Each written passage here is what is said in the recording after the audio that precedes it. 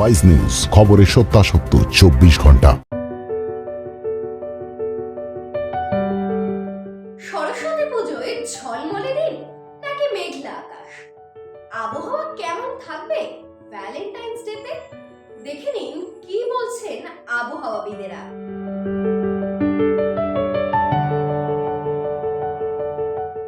সরস্বতী পুজো মানেই বাঙালি ছাত্রছাত্রীদের কাছে ইমোশন।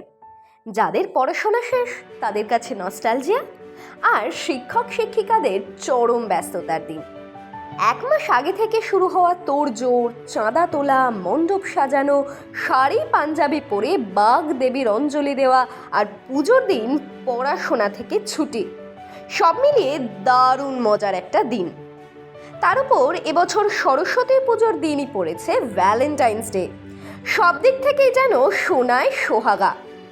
এই দিনের আবহাওয়া কেমন থাকবে পূর্বাভাস দিল আবহাওয়া দপ্তর। আবহাওয়া দপ্তর জানিয়েছে মঙ্গলবার থেকেই দক্ষিণবঙ্গের জেলায় জেলায় শুরু হবে বৃষ্টি। কলকাতা সহ আশেপাশের এলাকাগুলি আংশিক মেঘলা থাকবে। সরস্বতী পুজোর দিন মালদা সহ উত্তর দিনাজপুর, দক্ষিণ দিনাজপুরে হতে পারে বজ্র বিদ্যুৎ সহ বৃষ্টিপাত। শুধু উত্তরবঙ্গ নয়, গোটা রাজ্য জুড়েই থাকতে পারে দুর্যোগের আবহাওয়া, জানালো আবহাওয়া দপ্তর।